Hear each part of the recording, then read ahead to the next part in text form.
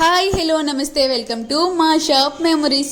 Christmas రానే వచ్చేసింది కదా, సింపుల్ అండ్ బేసిక్గా కేక్ ఎలా చేయాలో ఈరోజు తెలుసుకుందాం. ఈరోజు అయితే నేను గ్లాస్తో మెజర్ చేశాను, సో అన్ని రేషియోస్ కూడా గ్లాస్లోనే చెప్తాను. ఫస్ట్ ఒక 4 గుడ్లు తీసుకొని బాగా మిక్సీ పట్టేసుకోండి. మిక్సీ పట్టిన తర్వాత ఒక గ్లాస్ పంచదార వేసుకొని బాగా మిక్సీ పట్టండి. ఇప్పుడు గోధుమ పిండి కానీ మైదా పిండి కానీ తీసుకోవచ్చు. నేనైతే గోధుమ పిండి తీసుకున్నాను.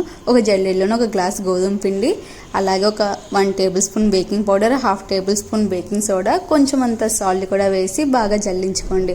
ఇప్పుడు ఆల్రెడీ మిక్సీ పట్టిన గుడ్లు మరియు పంచదారలోని 1/2 గ్లాస్ అంత నూనె కూడా వేసి, అలాగే కొంచెం వెనిలా ఎసెన్స్ పెట్టి ఇంకోసారి మిక్సీ పట్టండి. ఇప్పుడు స్లోగా గోధుమ పిండి ఉంది కదా, దాన్ని కూడా స్లోగా వేసుకుంటూ కలుపుకుంటూ ఉండాలి. కన్సిస్టెన్సీ అనేసరికి కొంచెం థిక్ అయితే అయింది.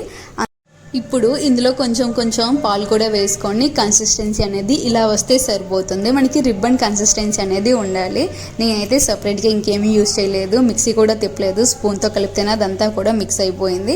ఇప్పుడు ఒక గిన్నె తీసుకొని అందులో ఆయిల్ కొంచెం గ్రేస్ చేసేసుకొని కొంచెం అంతా పిండి కూడా జల్లేసుకుంటే అది నాన్ స్టిక్గా అయిపోతుంది. ఇప్పుడు ఇందులోనే మనం రెడీ చేసుకున్న కేక్ బ్యాటర్ని కూడా వేసి ఒక 2 సార్లు ట్యాప్ చేసుకొని ఒక 10 నిమిషాలు ముందుగానే హీట్ చేసుకున్న ఏదో ఒక గిన్నె తీసుకుంటే సరిపోతుంది. దాని మీద మాత్రం ఒక గిన్నె పెట్టి దానిపైనే కేక్ పెట్టాలి. డైరెక్ట్గా మాత్రం అస్సలు పెట్టద్దు. ఒకవేళ అలా పెట్టినట్టయితే కేక్ అయితే మాడిపోతుంది.